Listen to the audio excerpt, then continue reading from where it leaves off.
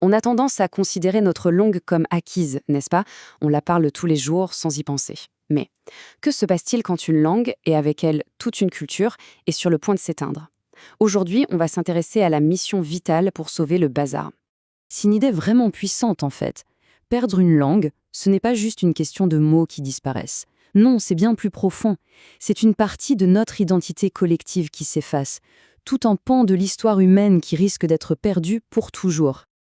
Alors, on peut se demander pourquoi est-ce si grave de perdre une seule langue? Eh bien, parce que, comme on va le voir, une langue, c'est bien plus qu'un simple outil de communication. Il faut imaginer ça comme ça. Chaque langue est une sorte d'archive vivante. C'est une capsule temporelle qui transporte l'histoire, les traditions et la façon de voir le monde d'un peuple à travers les âges. Et pour bien comprendre l'ampleur du phénomène, prenons un exemple qui parle. Rien qu'au Cameroun, tenez-vous bien, on dénombre plus de 240 langues différentes. C'est une illustration incroyable de la richesse linguistique qui existe et de l'urgence de la protéger.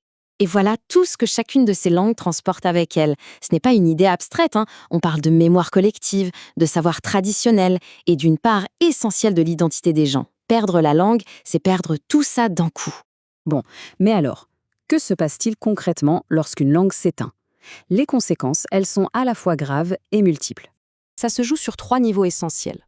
D'abord, une perte de savoir très concret, très pratique. Ensuite, un impact direct sur le développement cognitif des plus jeunes.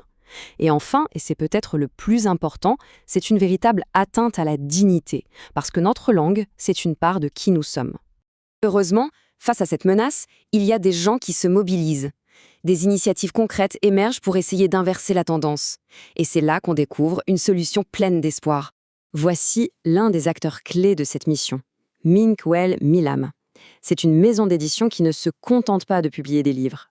Non, sa mission, c'est de préserver et de promouvoir les cultures africaines, et ça commence par les langues du Cameroun. Leur projet phare, c'est ce livre Yijil Hob Bassa, ce qui veut dire apprendre le bassa. Ce n'est pas juste un manuel scolaire, c'est une véritable bouée de sauvetage lancée à cette langue, un outil concret pour aider une nouvelle génération à se reconnecter à ses racines. Et ce qui est formidable, c'est que ce projet n'est pas né dans le vide. C'est le résultat d'un travail acharné entre des experts en pédagogie et surtout des locuteurs natifs, des gardiens de la langue. C'est un véritable effort communautaire. Bon, alors ça ressemble à quoi, concrètement, la langue Bazaar? Jetons un petit coup d'œil, histoire de rendre ça un peu moins abstrait et plus accessible. Première découverte, l'alphabet. On y trouve des lettres qu'on n'a pas l'habitude de voir en français, comme ce B ou ce nung. Et attention, ce ne sont pas de simples variations, ce sont des sons bien distincts qui façonnent une prononciation complètement unique.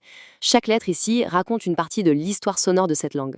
La prononciation, c'est pareil, elle suit sa propre logique. Un exemple tout simple, la lettre U, qui en Bazaar se prononce OU. Ça peut paraître un détail, mais c'est l'accumulation de toutes ces petites différences qui crée la musicalité propre à cette langue et qui rend l'apprentissage essentiel pour une transmission fidèle. Et le manuel va droit au but.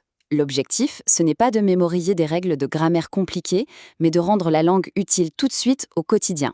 On y apprend à dire bonjour, à se présenter, à parler de sa famille. C'est un apprentissage vivant, ancré dans le réel, conçu pour que la langue sorte des livres et réintègre les foyers. Finalement, on pourrait se demander pourquoi est-ce que cette mission de sauvegarde d'une langue au Cameroun nous concerne tous, où qu'on soit dans le monde?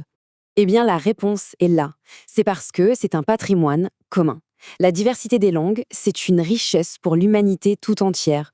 Soutenir ces initiatives, c'est aider à préserver une partie de notre mémoire collective mondiale. C'est une responsabilité qu'on partage tous. Et je nous laisse avec cette question pour finir. Il faut y réfléchir. Imaginez tout ce que se cache dans les milliers de langues du monde. Des remèdes ancestraux aux poèmes épiques, en passant par des façons uniques de comprendre l'univers. Quel savoir inestimable se trouve encore là, attendant simplement d'être entendu.